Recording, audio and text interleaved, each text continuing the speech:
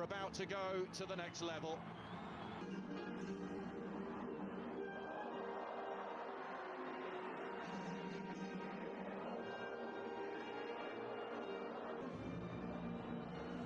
And again, good delivery, and over the top it goes from Marino.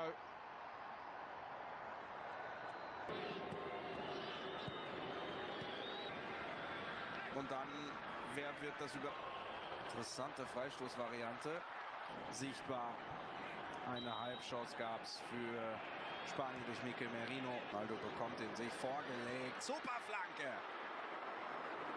Und der Debütant mit der besten Chance aufs 1:0. 19. Spielminute. Dani Bundesligaspiel. Das kommt nicht von irgendwo.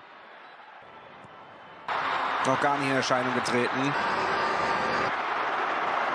Richtig gut den Schuss. Seit knapp 2 Jahren nicht.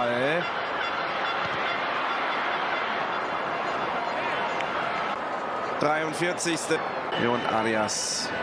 Hall zumindest gegen Brasilien starten wird, wo es in Turnieren zeigte. Vargas noch am Mauer stellen, dann wird schon ausgeführt. Gerard Moreno. 49. beste Chance. Und jetzt James. Nächste gute Chance. Für den 32-Jährigen. Luis Diaz. Und das Tor!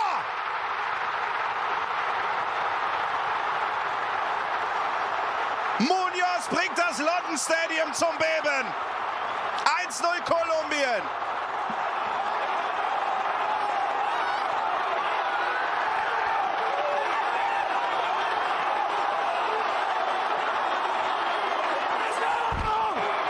Is where he likes to be, to cut inside on the left foot, but was die Nation angeht.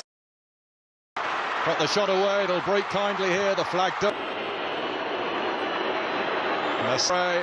James Rodriguez, Diaz.